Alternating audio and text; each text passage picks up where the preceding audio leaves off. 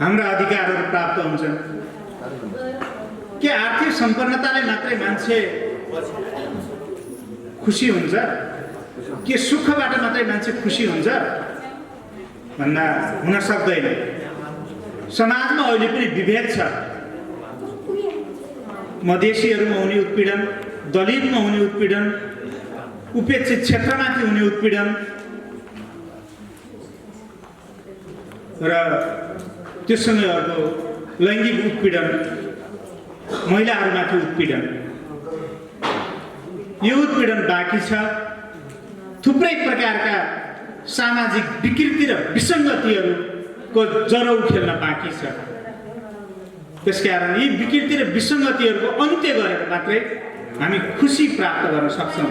त्यसकारण हामी सबैको उद्देश्य अब हाम्रो सुख कसरी प्राप्त गर्ने, हाम्रो खुसी प्राप्त कसरी गर्ने र यो खुसी र यो सुखबाट हामीले समृद्ध समाज कसरी निर्माण गर्ने, हामी सबैको लक्ष्य र उद्देश्य एउटै हुनुपर्छ।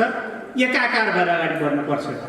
त्यसको लागि राजनैतिक रूपमा आज जे परिवर्तन भएको छ, सायद हिजोका दिनहरूमा मेरै कानले धेरै वर्षसम्म मैले सुनेको छु।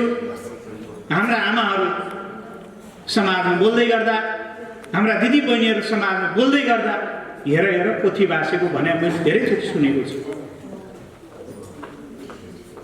हिजो दलितहरूको अवस्था के थियो, हिजो महिलाहरूको अवस्था के थियो र आज हामी कहाँ छौँ?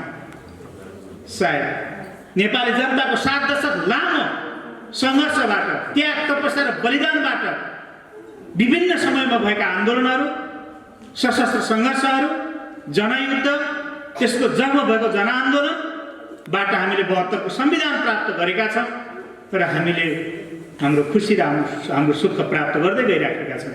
उपलब्धिहरू हासिल गर्न सकिन्छ। त्यसको लागि राजनीतिक सचेतना चाहिन्छ, राजनीतिक प्रतिबद्धता चाहिन्छ, राजनीतिक रूपमा सकारात्मक प्रतिस्पर्धा, सकारात्मक सोच चिन्तन र प्रवृत्तिको विकास गर्नुपर्छ।